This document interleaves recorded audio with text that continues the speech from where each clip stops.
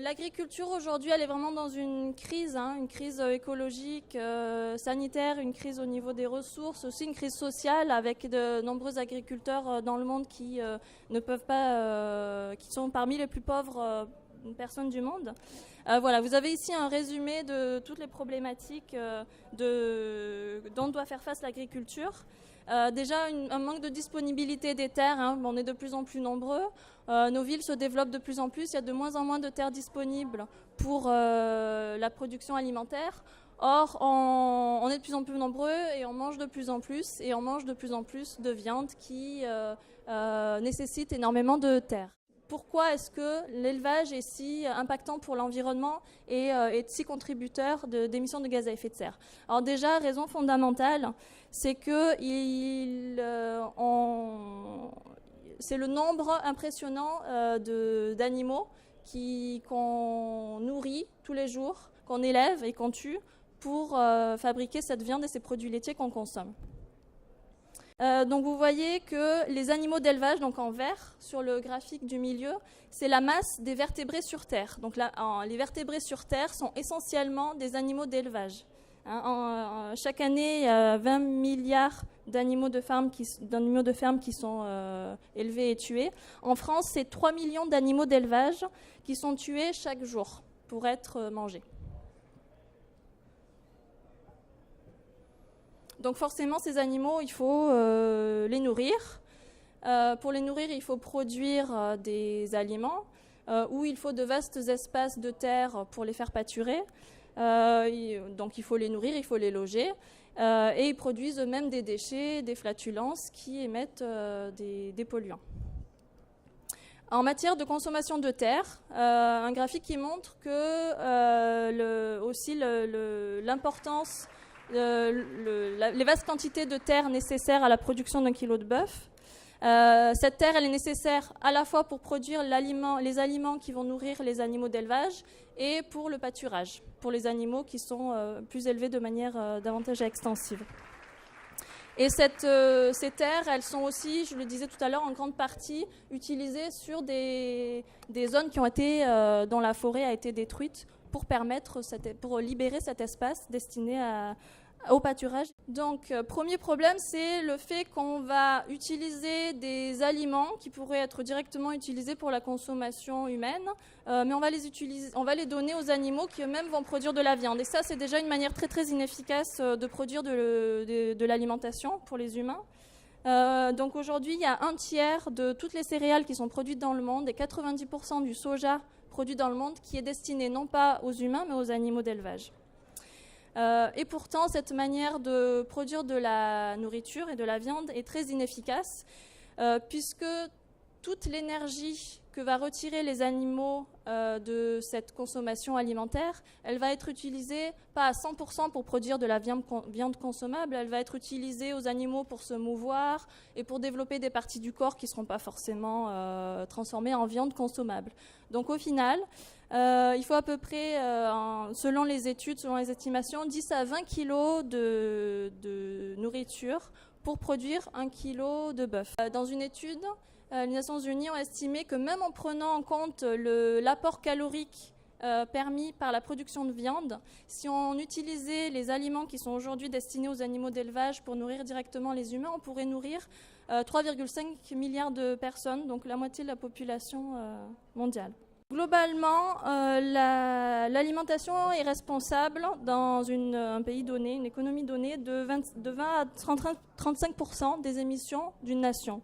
Et parmi ces émissions dues à l'alimentation, la viande et les produits laitiers sont responsables de plus de la moitié des émissions dues à l'alimentation d'une économie donnée, d'une population donnée.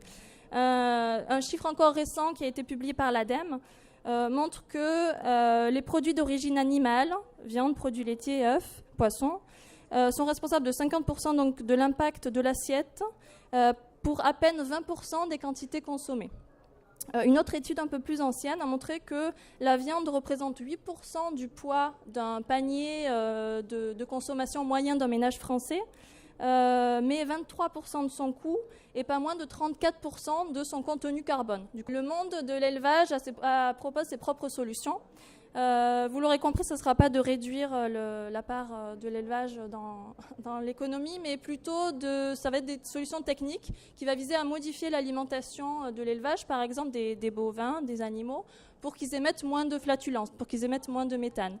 Ça va être aussi d'une meilleure gestion des effluents, donc faire en sorte que le fumier, qu'on récupère par exemple le biogaz du fumier, ça va être des solutions comme ça, des solutions plus techniques aussi, comme la sélection génétique des animaux ou accélérer leur croissance, enfin en tout cas sélectionner les animaux pour qu'ils soient plus productifs.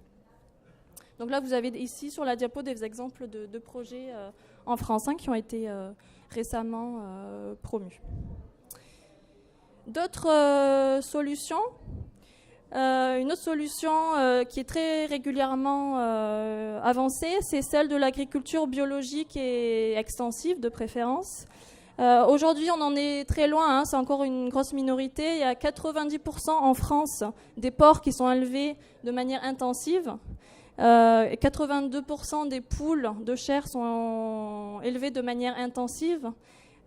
Pour les bovins, le chiffre est difficile à avoir puisque souvent les bovins ont accès au pâturage, mais sont la plupart du temps enfermés aussi et nourris aux céréales.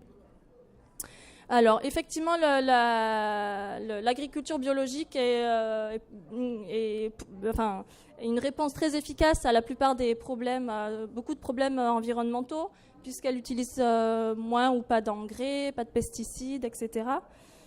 En ce qui concerne, donc tout ça c'est vrai, elle utilise globalement moins d'énergie fossile, l'agriculture biologique, que l'agriculture intensive, moins d'énergie fossile et donc moins de gaz à effet de serre.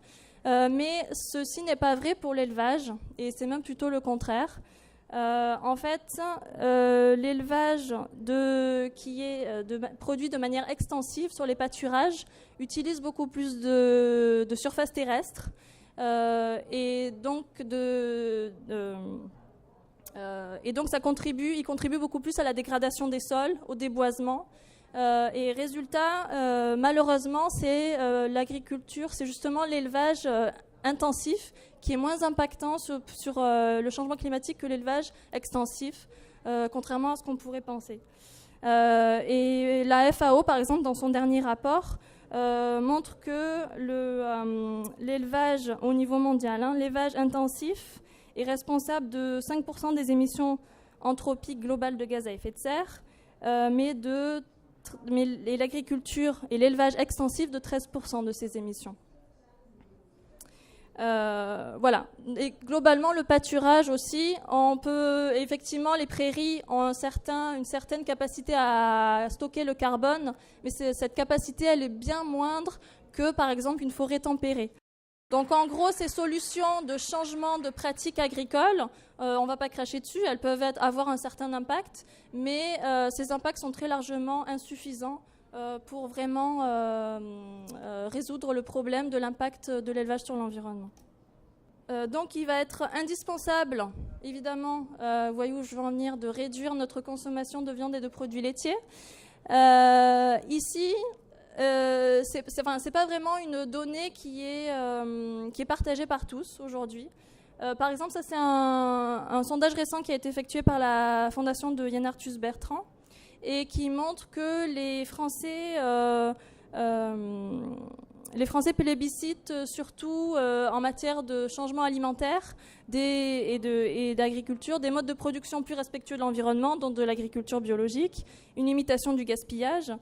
Mais c'est pas souvent cité la nécessité de réduire notre consommation de viande.